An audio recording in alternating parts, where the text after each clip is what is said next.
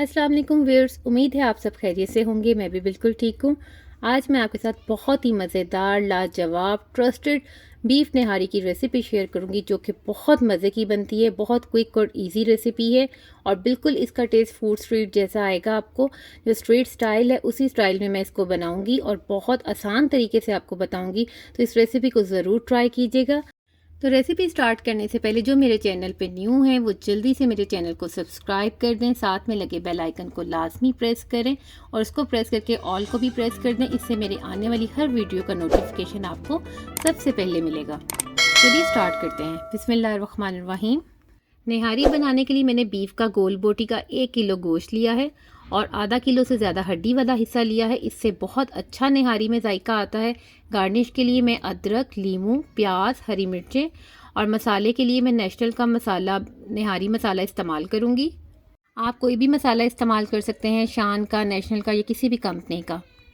चलिए स्टार्ट करते हैं। सबसे पहले एक पतीली में 1 कप ऑयल डालें, उसमें गोश्त और हड्डी दोनों डाल दें और 2 टेबलस्पून भर के उसके अंदर लहसुन अदरक का पेस्ट शामिल करें।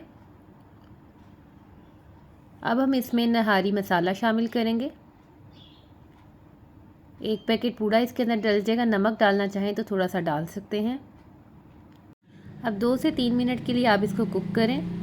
बस आपने गोश्त की भुनाई बहुत अच्छे तरीके से करनी है। 7 से 8 मिनट लगते हैं गोश्त की भुनाई करने में, जिससे कि बहुत अच्छा जायका आता है, क्योंकि यही इसका मेन स्टेप है कि आपने इसको अच्छी तरह भूनना है।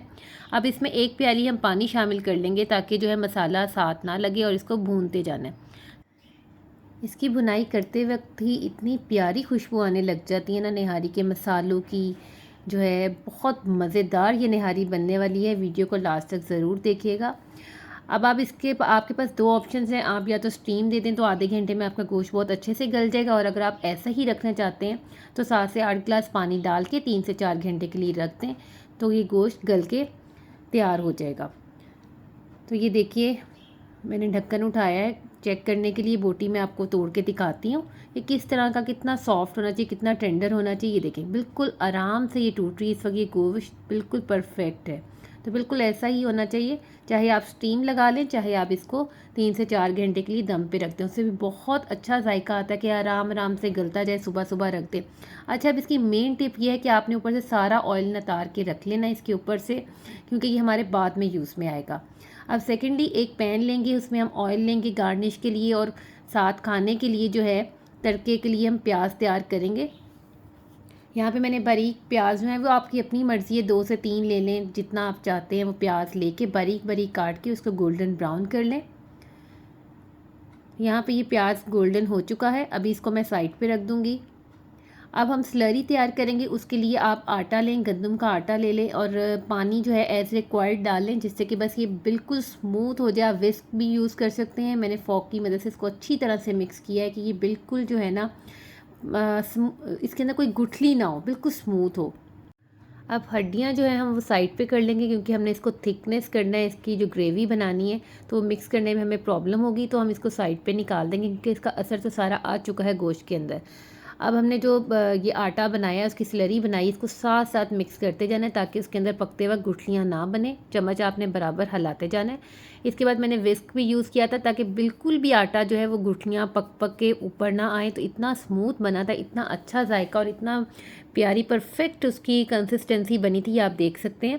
इसके ऊपर मैंने तड़का लगाया था और जो मैंने ऑयल रखा हुआ था वो इसके ऊपर डालूंगी, क्योंकि कलर जो है उसी से आता है, जो गोश्त भूनते वक्त उसके ऊपर आता है।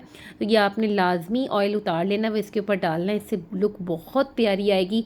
2 से 3 मिनट के लिए मैं इसको दम पे रखूँगी, फिर आप देखिएगा कितना प्यारा इसका कलर आएगा। ये देखें, माशाल्लाह से बहुत मज़े की और बहुत प्यारी खुशबू आ रही है और बहुत मज़े की, यकीन मानिएगा बहुत मज़े की बन के तैयार हुई थी। आप भी ज़रूर ट्राई कीजिएगा। कमेंट सेक्शन में ज़रूर अपना फ़ीडबैक दीजिएगा और वीडियो को लाइक करना ना भूलिएगा। फिर मिलूँगी नेक्स्ट अच्छी और क्विक रेसिपी के साथ। Thanks for watching. अल्लाह हाफिज़।